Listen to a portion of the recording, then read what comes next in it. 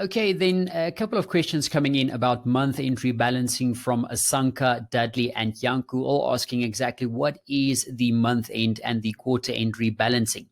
Now, looking at rebalancing, it basically comes down to the way that fund as well as money managers try to realign their books or their portfolios at the end of a month or at the end of a quarter. So fund managers has a very specific asset allocation in their portfolios that has specifically been selected to protect them from being either overexposed or underexposed on any given instruments or asset classes. Now, most portfolio managers, as part of their books, will have a specific benchmark, or let's call it a target, for the specific currency exposure that they want in their portfolio. But during the month, obviously, we know that the value of different instruments and asset classes will change, including currencies, and that'll obviously change throughout the month due to various factors, various sentiment shifts, etc.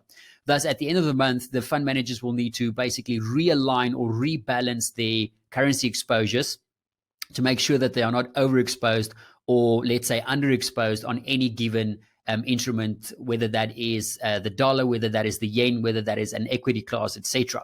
So based on this function, many investment banks have basically created models to help them anticipate what type of rebalancing they can expect that should take place based on the performance of currencies and equities and other asset classes during the month.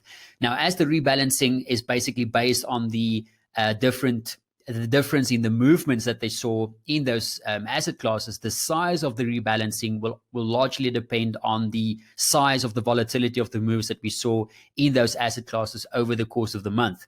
Now, the challenge for us as traders is that we don't have access to the model itself. We just have access to the information given to us by the investment banks saying that they expect weakness or strength for a particular currency.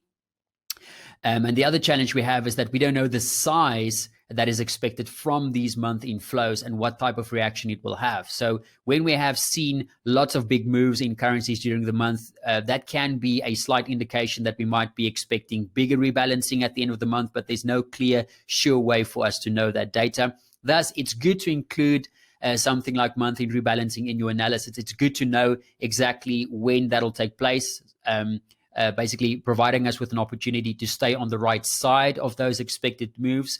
But they are normally more low conviction drivers, and they can be rather fickle and thus tricky to trade. So just keep that in mind going forward when you get any new information with regards to month end and quarter end rebalancing.